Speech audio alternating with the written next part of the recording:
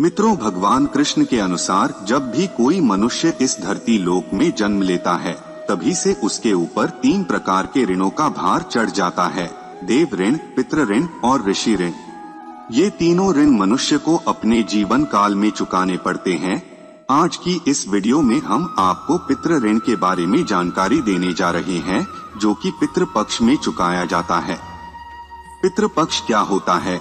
पितृ पक्ष में श्राद्ध की क्या विशेषताएं हैं? पितृ पक्ष में तर्पण देना क्यों महत्वपूर्ण है? आखिर हमारे पितृ मृत्यु के बाद कहाँ रहते हैं और क्यों पितृ पक्ष का भोजन कौवे, गाय और ब्राह्मण को दिया जाता है?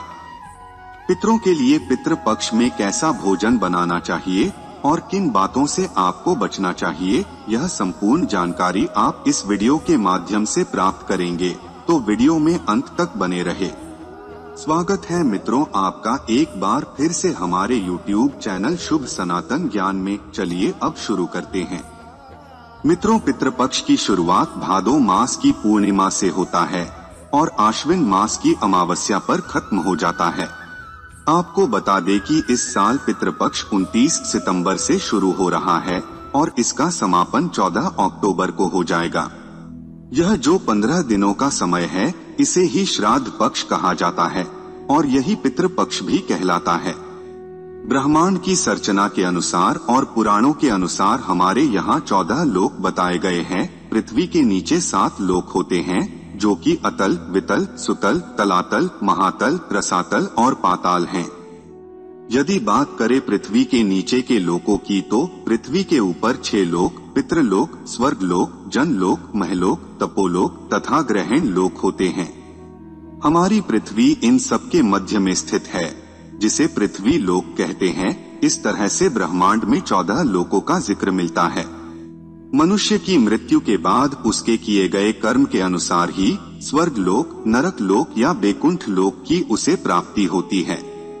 यह निर्णय यमराज की सभा में लिया जाता है कि किसको किस लोक में जाना है, लेकिन कई आत्माओं का निर्णय सही समय पर नहीं हो पाता है, या आप कह सकते हैं कि कुछ समय लग जाता है। तो ऐसी ही कुछ आत्माओं को, जितना कि उनका निर्णय न लिया जा सके कि उसे स्वर्गलोक, नरक लोक या बैकुंठ लोक जाना है, उतने समय के लिए वह पितृलोक में निवास करते हैं। ऐसी आत्माएं पितृलोक में तब तक निवास करती है जब तक कि उनका निर्णय नहीं हो जाता कि उन्हें किस योनि को प्राप्त होना है। पुराणों के अनुसार 84 लाख योनियों का भी जिक्र मिलता है, जिसके बारे में हम आपको पहले भी बता चुके हैं। उस वीडियो का लिंक आपको नीचे डिस्क्रिप्शन में मिल जाएगा। बता दे कि एक वर्ष में 365 दिन होते हैं और इन 365 दिनों में से 350 दिन सभी पितृलोक में ही रहते हैं। पितृपक्ष के इन 15 दिनों तक भगवान पितृलोक के द्वार खोल देते हैं और सभी पितृ 15 दिनों के लिए पृथ्वी लोक में आ जाते हैं। ये सभी पितृ अपने लिए साल भर का भोजन पृथ्वी लोक में ही ग्रहण करते हैं, जो कि उनके सगे संबंधियों द्वारा उनको प्राप्त होता है। जो लोग अपने पितरों अथवा पूर्वजनों को इस श्राद्ध पक्ष में तर्पण करके तथा विनय पूर्वक आवाहन करके भोजन प्रदान करते हैं, उनके पितृ अत्यंत प्रसन्न होते हैं।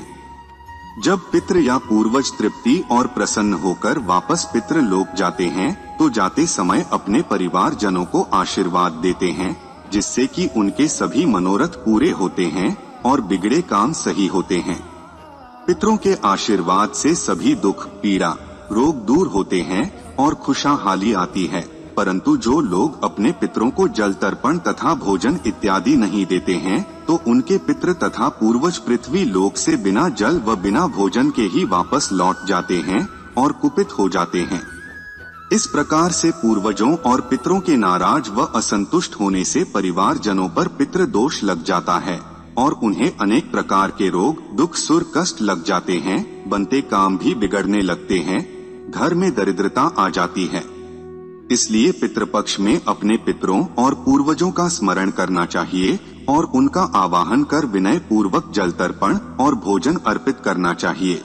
आपको उनके लिए नाना प्रकार के व्यंजन बनाकर उन्हें प्रेम से अर्पण करना चाहिए, जिससे कि वे संतुष्ट और तृप्त होकर अपना आशीर्वाद देते हुए प्रसन्न होकर अपने लोक पितृलोक पहुंच सके। मित्रों, पितृलोक के देवता का नाम अयोरमा है और उनका वाहन कौआ है। तो जब पितरों को भोजन दिया जाता है तो कौए का आवाहन किया जाता है।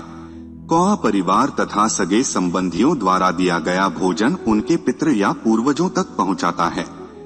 कुत्ते को भी भोजन दिया जाता है क्योंकि कुत्ता धर्मराज के दूत का प्रतीक होता है। गाय को भी भोजन कराया जाता है क्योंकि गाय सबसे पूजनीय होती है और गाय में सभी देवी देवताओं का वास होता है। घर पर ब्राह्मणों को भी भोजन कराया जाता है क्योंकि भोजन करते समय पितृ इन्हीं ब्राह्मणों पर अरुण होकर आ जाते हैं और भोजन ग्रहण करते हैं। किसी योग्य ब्राह्मण से पूजन करवाकर पारिवारिक जनों अथवा पुत्र या पिता द्वारा अपने पितरों और पूर्वजों को तर्पण तथा पिंडदान इत्यादि करना चाहिए। यदि कोई धनवान व्यक्ति है तो उसे 21 ब्राह्मण को भोजन कराना चाहिए। यदि कोई मध्य वर्ग का व्यक्ति है तो वह 5 ब्राह्मण जिमा सकता है। यदि किसी कारणवश आप 5 ब्राह्मण को भी भोजन नहीं करवा सकते हैं तो अपने पितरों के आगे आपको सच्चे दिल से हाथ जोड़ने चाहिए। अतः किसी से कर्ज लेकर आपको भोजन नहीं कराना चाहिए। यदि आप कर्ज लेकर पितरों को भोजन तर्पण करते हैं तो वह कर्ज उनके हिस्से में भी चला जाता है और वह उन्हें चुका भी नहीं सकते हैं। वैसे तो मित्रों, पितृपक्ष में श्राद्ध से जुड़ी कई मान्यताएं हैं, जैसे कि लोगों को किसी भी उत्सव का हिस्सा बनने से बचना चाहिए, नई चीजें खरीदना प्रतिबंधित है और पितरों के लिए तर्पण और पिंडदान जैसे अनुष्ठान करना बहुत जरूरी होता है। हिंदू पौराणिक कथाओं के अनुसार एक प्रमुख मान्यता यह है कि जो लोग अपने पूर्वजों के लिए तर्पण और पिंडदान करते हैं उन्हें श्राद्ध की इस पवित्र अवधि के दौरान कुछ खास चीजों को खाने पीने से परहेज करते हुए सख्त आहार पर रहना चाहिए। श्राद्ध के दौरान सबसे महत्वपूर्ण बात जो ध्यान में रखनी चाहिए वह है मांसाहारी भोजन का सेवन करने से बचना। मांस, चिकन, अंडे आदि के सेवन से बचना चाहिए क्योंकि श्राद्ध को एक पवित्र काल माना जाता है। ध्यान रखें कि इस 16 दिवसीय पितृपक्ष के दौरान शराब और मादक पेय पदार्थों के सेवन से बचें। पूर्वजों का आशीर्वाद पाने के लिए अनुष्ठान करना और भगवान की पूजा करना एक महत्वपूर्ण अनुष्ठान माना जाता है। लहसुन को राजसिक और प्याज को तामसिक माना जाता है क्योंकि ये शरीर में गर्मी पैदा करते हैं। व्यक्ति में गुस्सा, अहंकार, उत्तेजना का भाव उत्पन्न होता है, इसलिए श्राद्ध काल में प्याज लहसुन से परहेज करना चाहिए। गरुड़ पुराण के अनुसार आपको अपने पितरों के लिए खीर जरूर से बनानी चाहिए। यदि आप बहुत सारे व्यंजन नहीं बना सकते हैं तो खीर बनाकर आप अपने पितरों को अर्पण कर सकते हैं।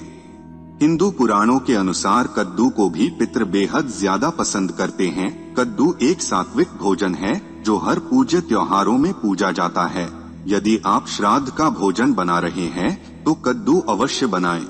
यदि आप रोटी को पूजते हैं तो आपको उस पर घी लगा देना चाहिए और कौवे को खिला देना चाहिए। साथ ही आप इन्हें गाय और कुत्ते को भी खिलाएं। इससे पितृ जिस भी रूप में धरती पर उपस्थित होते हैं वह भोजन उन्हें प्राप्त हो जाता है। तो मित्रों, कुछ इस तरह से पितृपक्ष को बेहद ही शुभ माना गया है तथा आपको इन सब बातों का ध्यान रखना चाहिए। आपको हमारी यह प्रस्तुति कैसी लगी कमेंट में जरूर बताएं और आगे भी इसी तरह की वीडियोस देखने के लिए हमारे YouTube चैनल शुभ सनातन ज्ञान को सब्सक्राइब जरूर करें। धन्यवाद।